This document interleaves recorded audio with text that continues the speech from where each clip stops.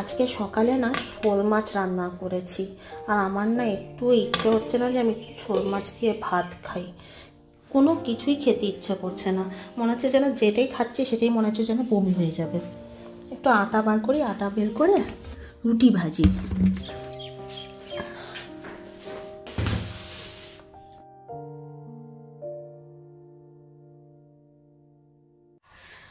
Hello বন্ধুরা, দেবমিতা ভক্তা ব্লগসে তোমাদের সবাইকে স্বাগত। আশা করি তোমরা সবাই ভালো আছো। আর হ্যাঁ, আমি তো ভালো আছি।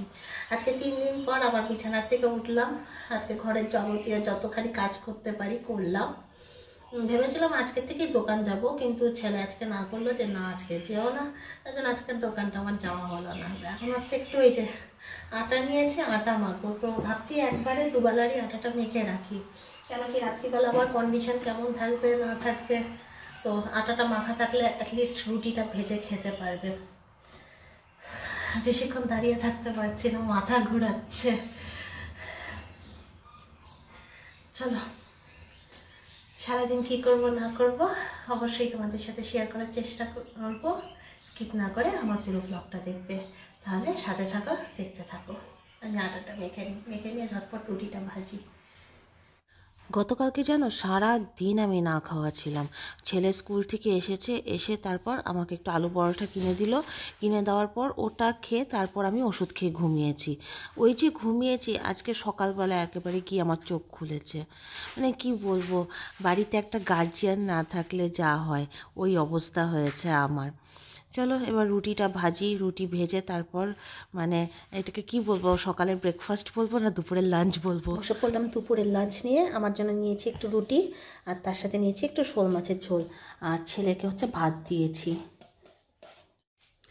খাওয়া দাওয়া কমপ্লিট করলাম, কমপ্লিট করে একবার হচ্ছে শুবো। তারপর তোমাদেরকে একটা জিনিস দেখাই।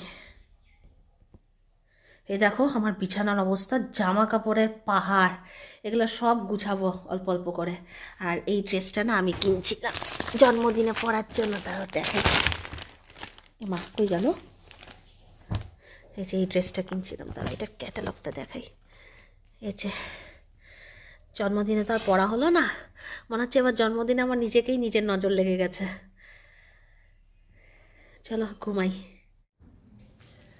গুড ইভিনিং বন্ধুরা, একটা ঘুম দিয়ে উঠলাম। আরও কিছুক্ষণ ঘুমাতে পারলে বোধহয় ভালো লাগতো, কিন্তু না আমার এই ডান কানটাতে না প্রচণ্ড ব্যথা হচ্ছে, তাই তাড়াতাড়ি উঠে পড়লাম। দেখি এবার চাটা খাবো, চাটা খেয়ে তারপর একটুখানি কানে বুকে সেঁক দিব। কেন কি আমার না পুরো ঠান্ডা লেগে আছে, কাশছি যে কফ বেরোচ্ছে না। কফটা মানে এখানে শব্দ শোনা যাচ্ছে, পুরো কফের শব্দ শোনা যাচ্ছে বুকের মধ্যে, কিন্তু কফটা বেরোচ্ছে না।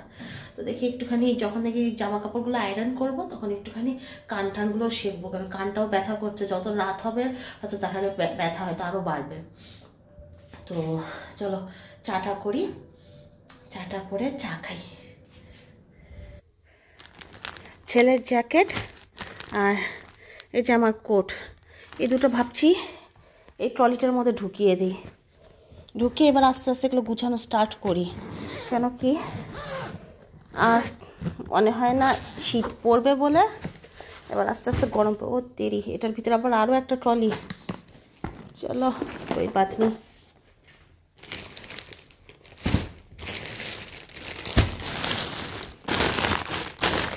দাঁড়াও ক্যামেরাটা অফ করি, অফ করে আগে এটা গুছাই। একটু কাজ করতে গিয়ে হাঁপিয়ে গেছি, তাই একটু বসলাম বিছানার মধ্যে। ছেলে গেছে হচ্ছে বাইরে, ও চায়ের সাথে ওর একটু কিছু লাগে, তো ওকে টাকা দিয়ে পাঠালাম যে যা তোর জন্য একটু পেঁয়াজি নিয়ে। তো গেছে পেঁয়াজি আনতে, ও আসবে তারপর একটু চা খাবো। তার মধ্যে না এবার অতিরিক্ত কাশির জন্যই হয়েছে নাকি, মানে অতিরিক্ত কাশির জন্য তো আমার স্টিচেসগুলোতে তো পেন হচ্ছেই, মানে চেস্টের নিচে যে স্টিচটা আছে ওটাতে তো পেন হচ্ছেই। আবার ফিভারেরও প্রবলেম হচ্ছে। মানে এখনও বলতে গেলে আমার প্রায় 15 দিনের উপরেই টাইম বাকি আছে, তার আগেই আমার আবার সেই অ্যাবনর্মাল ব্লিডিং স্টার্ট হয়ে গেছে। পুরো হাঁপাচ্ছে, একটু কাজ করলে পরেই না হাঁপিয়ে যাচ্ছি। কারণ ছেলেটা আসবে, দুটো জ্যাকেট ঢুকালাম ট্রলির মধ্যে, এখন আরও 2-3টে জ্যাকেট বাকি আছে। ওগুলো দেখে আস্তে আস্তে ধুবো, ধুয়ে তারপর ওগুলো ট্রলিতে ঢুকাবো, ঢুকিয়ে বাস উপরে উঠিয়ে দিব আলমারির উপরে। তারপর এখন এক গাদা জামা কাপড় আছে, এগুলো সব ভাঁজ করব, যেগুলো আয়রন করার আয়রন করব। কোন ছেলেটা আসবে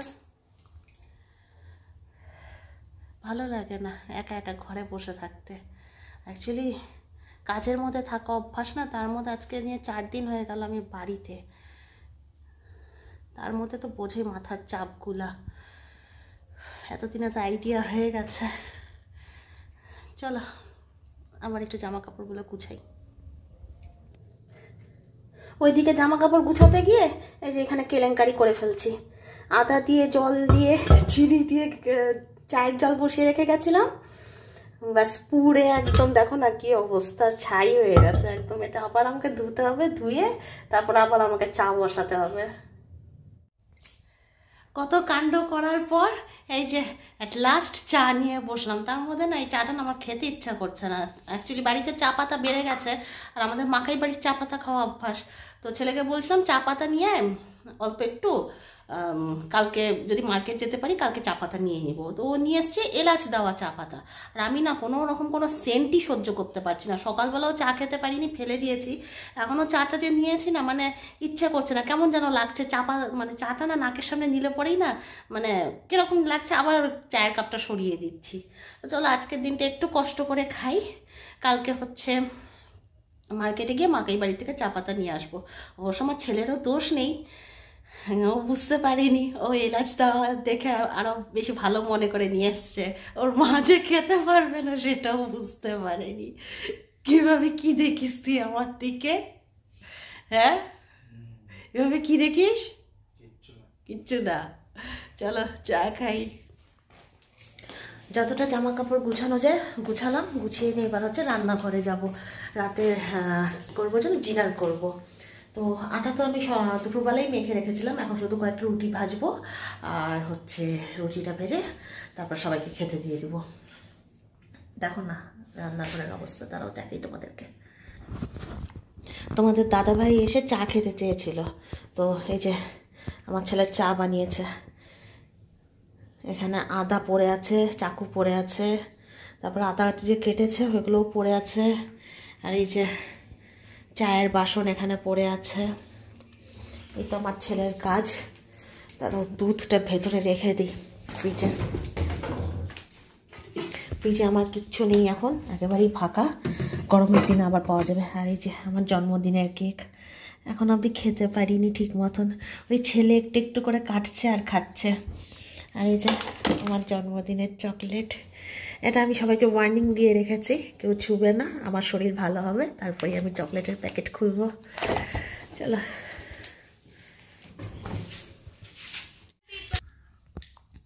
রাতের ডিনার নিয়ে বসে গেছি। আজকে রাতের ডিনারে আছে হচ্ছে আমার গুড় আর একটা রুটি। খুব একটা খাবো না, অল্পই খাবো, কেন কি আমার না জ্বরের মধ্যে না মানে বমির টেন্ডেন্সিটা খুব হয়, তাই অল্প খাবো, পেটে থাকবে। আর ওই দিক দিয়ে না তোমাদের দাদা ভাইও বলছে ওরও শরীরটা ভালো না, ভয় লাগছে ওরা আবার জ্বর না চলে আসে। তো চলো আজকের ব্লগটা এখানেই এন্ড করছি, দেখা হবে আবার আরেকটা নতুন ব্লগের সাথে। ততক্ষণ অবধি তোমরা সবাই ভালো থাকো, সুস্থ থাকো, আর এভাবে আমাকে ভালোবাসতে থাকো। চলো টাটা, গুড নাইট।